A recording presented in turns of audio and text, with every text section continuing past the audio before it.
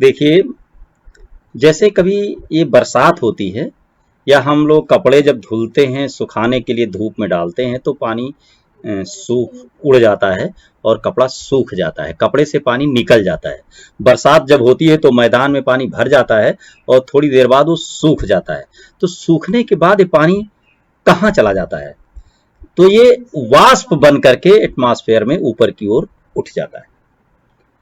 और आगे सोचिए, जब ऊपर चला जाता है, सारा पानी ऊपर जा रहा है, ऊपर जा रहा है, तो सारा पानी ऊपर चला जाएगा तो क्या होगा?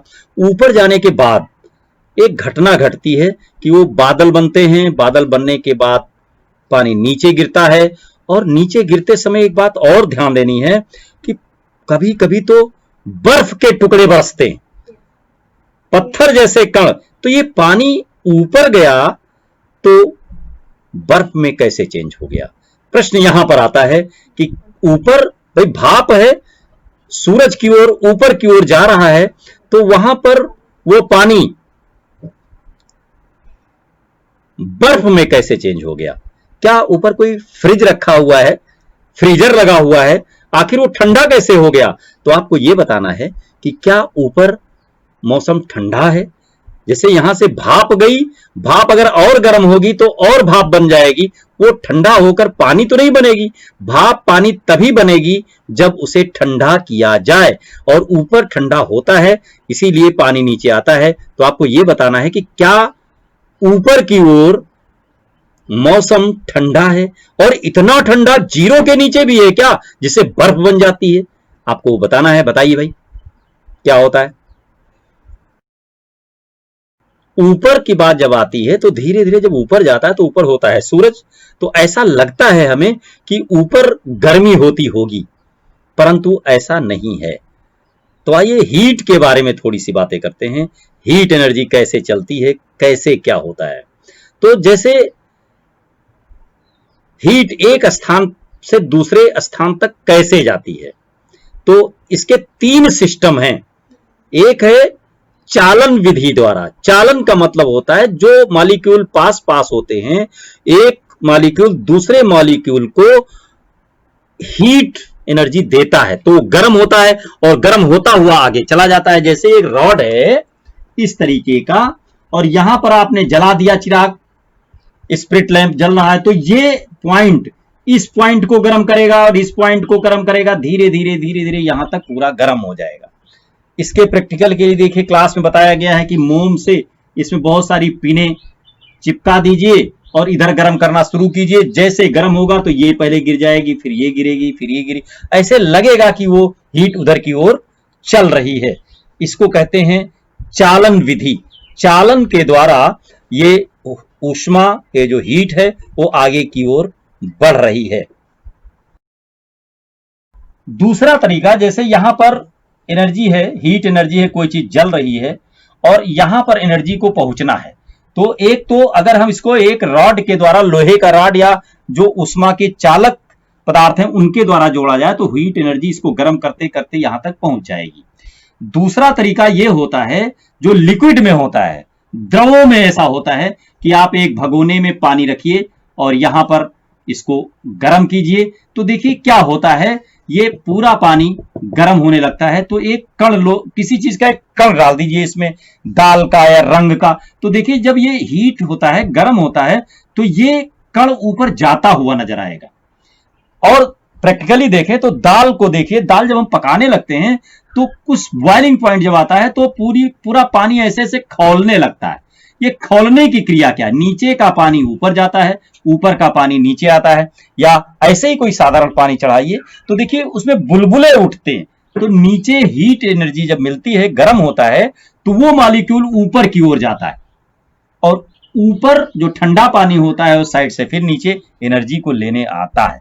तो देखिए यहां पर क्या हुआ, एक मॉलिक्यूल को जब हीट मिला तो ये उस हीट को ले करके ऊपर की ओर गया। तो इस तरीके से ठंडा इधर, और ये उबलने की क्रिया, यही बॉइलिंग है। एक निश्चित टेम्परेचर पर जब द्रव लिक्विड उबलने लगते हैं उसको बॉइलिंग पॉइंट कहते हैं और इस क्रिया को बॉइलिंग कहते हैं। तो ये द्रवों में जो हीट है वो संवहन इसको कहते हैं, ढोना, ले जाना। यहां पर हीट को ले जा करके यहां रखा जाता है। अब यूं समझ लीजिए, यहां से यहां जाना था, चालन में क्या था, अपने पास वाले को हीट देते हुए यहां तक पहुंचा, और संवहन में क्या था कि जो मॉलिक्यूल यहां पर लादा गया, जिसके ऊपर टेम्परेचर आ गया, वो टेम्परेचर लेकर के डायरेक्ट यहां पर पहुंच गया। ये हो गया संवहन, ले जाना, ढोना, इसको कहते हैं। ये लिक्विड में होता है। द्रवों में ऊष्मा का संचालन जो होता है संवहन विधि द्वारा होता है। ठोसों में, सॉलिड्स में जो ऊष्मा का संचालन है वो चालन विधि के द्वारा होता है। ध्यान रखना इस बात को।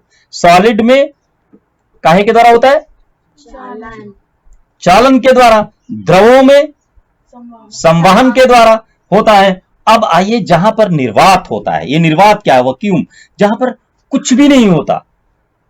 तो सूरज और हमारे बीच गैस भी कुछ स्थानों पर नहीं है, कुछ भी नहीं है। जहां जहां कुछ भी नहीं है वहां से सूरज के द्वारा हम तक हीट एनर्जी पहुंचती है। वो कैसे पहुंचती है, ये समझना है कि सन यहां पर है और हम लोग यहां अर्थ पर रहते हैं। यहां से जो एनर्जी आती है, इसके बीच में कुछ स्थान ऐसा है जहां पर ना हवा है, ना गैस है, ना पानी है, कुछ नहीं है। तो ये डायरेक्ट यहां तक आती है।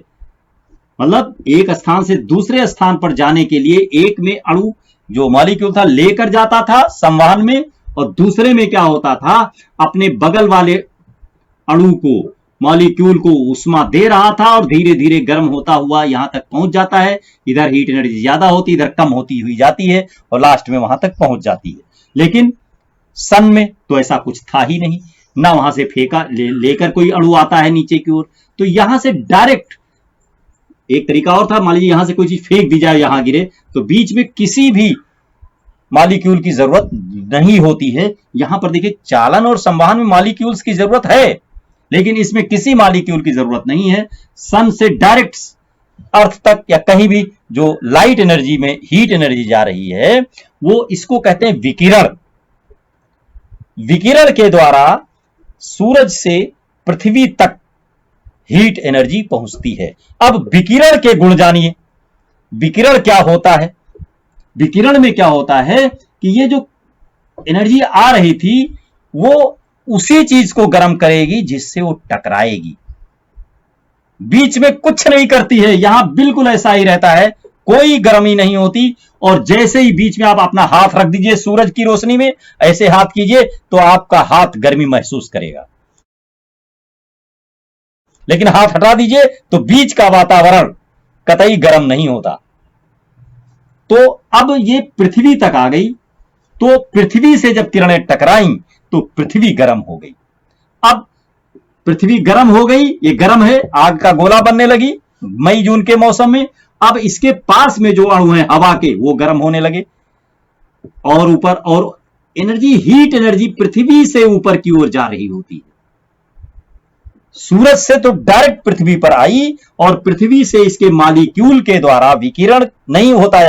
यहां आप संवहन और चालन विधियों से ये एनर्जी, जैसे जमीन पर लोहा गड़ा हुआ, तो लोहा नीचे से गर्म, ये विकिरण है, ऐसे कोई रखिए लोहा जहां पर सूरज की किरणें ना जा रही हों तो यहां गर्म होगा, और यहां सूरज की किरणें नहीं पड़ रही तो इधर ठंडा होगा। धूप में कोई भी लोहा रख दीजिए और आधा लोहा छाया में रखिए तो छाया की तरफ जो पोर्शन है वो कम गर्म होगा, धूप की तरफ होने वाला ज्यादा गर्म होगा। लेकिन वो गर्मी धूप से धीरे धीरे पूरा लोहा गर्म हो जाएगा। वहां पर ये एनर्जी चालन विधि द्वारा आगे बढ़ी और लू चलने लगती है, हवाएं चलने लगती हैं। ये संवहन होता है। धूप से कोई हवा, धूप में जो हवा थी वो गर्म हो गई, अब वो हवा चली, कमरे में घुसी तो कमरा भी गर्म हो गया। तो इस तरीके से हवाएं जब चलती हैं, गर्म हवाएं, लू जो चलती है वो ऊष्मा को लेकर के चलती है, ऊष्मा को लेकर के चलती है। और ये संवहन होने लगता है हवा में भी और पानी में भी संवहन होता है। पानी जब गर्म होने लगता है, धूप में कोई चीज रखिए गर्म हो जाता है। तो विकिरण के बारे में क्या है, इधर से इधर की ओर हीट चलती है तो यहां ज्यादा गर्म होगा। जैसे कोई अलाव, होली जलती है, चारों तरफ है होली है, इसके चारों तरफ लोग खड़े होते हैं, आग लगती है तो ये लोग पीछे पिछड़ना शुरू कर देते हैं। जैसे जैसे आग तेज होती जाती है आप पीछे होते चले जाते हैं, क्योंकि जो स्रोत है जहां से हीट एनर्जी निकल रही थी वो यहां सबसे तेज, फिर उससे कम, फिर उससे कम, फिर उससे कम, जहां पर लिमिट आप बर्दाश्त कर सकते हैं वहां पर जाकर के खड़े हो जाते हैं। ऐसा होता है। तो ये प्रैक्टिकली है कि जहां पर आग जलती है तो इसी तरह पृथ्वी पर होता है। तो ये ऊष्मा ऊपर की ओर कम होती जाती है। तो जब ऊपर कम होती जाएगी और यहां तो बिल्कुल ठंडा होता है, तो जहां पर पानी, जो शुरू में बताया था कि पानी ऊपर उठ जाता है, तो यहां पर पानी है और एक गर्म भी है, तो सबसे ज्यादा गर्म तो पृथ्वी पर है। तो पृथ्वी पर चीजें सूख रही हैं और फिर ये ऊपर उठ जाता है पानी। जैसे जैसे ऊपर उठता जाता है वो ठंडा होता जाता है और एक स्थिति आती है जहां पर 0 भी टेम्परेचर होता है, वहां तक ये पहुंच गया तो भारी हो जाता है। जैसे पानी के फॉर्म में आएगा, ये जो वाष्प जा रही है गैस के रूप में ऊपर जा रही है और वो ठंडी होकर के पानी में बदलेगी। इस क्रिया को क्या कहते हैं? जब भाप पानी में बदलता है, द्रवण कहते हैं इसको, है ना। तो जब ये द्रव में बदल जाता है तो ये भारी हो जाता है और पृथ्वी अपनी ओर खींच लेता है और ये पानी की बूंदें पृथ्वी पर फिर से आ जाती हैं। अगर काफी देर वहां रहा, इतना ठंडा हो जाता है वो पानी जो नीचे से वाष्प बनकर गया था कि वो बर्फ में चेंज हो जाता है और बर्फ की बरसात होती है। कभी कभी तो आप लोगों ने सुना होगा कि कहीं कहीं पर तेजाबी बारिश हुई, एसिड की वर्षा हो गई। तो उसमें क्या होता है कि जब ये हमारे यहाँ की जो गैसेस हैं, ये गैसें ऊपर की ओर उठती रहती हैं और जब ऊपर जाती हैं गैस ठंडी हो जाती हैं। तो आपको पता है कि जब ठंडा कोई चीज होता है तो उसकी अवस्था परिवर्तन होता है। जो गैसें हैं वो ठंडी होकर के द्रव में बदल जाती हैं। तो मान लीजिए गैसें हुई, ऊपर गई, ठंडी हुई, द्रव बन गई, पृथ्वी ने अपनी ओर खींचा और नीचे बूंदों के रूप में टपकने लगी तो ये बरसात हो गई। वैसी बूंदें जब बॉडी पर पड़ती हैं तो बॉडी को नुकसान करती हैं। इसीलिए कहा जाता है कि पहली बरसात में आप मत भीगिए, क्योंकि अभी पानी की बूंदें आई नहीं। पहली बरसात जब हुई तो ऊपर से आने वाला पदार्थ बहुत सारी गैसों का मिश्रण होता है, नुकसानदायक भी गैसें हो सकती हैं। इसलिए पहली बरसात से बचिए और ऊपर ठंडा होता जाता है, इस बात को याद रखिए। ठीक है, और मेरे चैनल को सब्सक्राइब कर लीजिए, देखते रहिए। रोज मैं कुछ फिजिक्स और मैथ से रिलेटेड चीज़ें बता रहा हूँ, सुनते रहिए। अपने दोस्तों को भी शेयर कीजिए।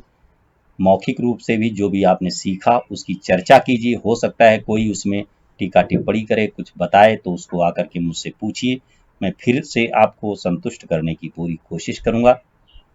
कमेंट में भी लिख दें तो वहाँ से भी कोशिश करूँगा कि आपको आपका जवाब दूँ। धन्यवाद।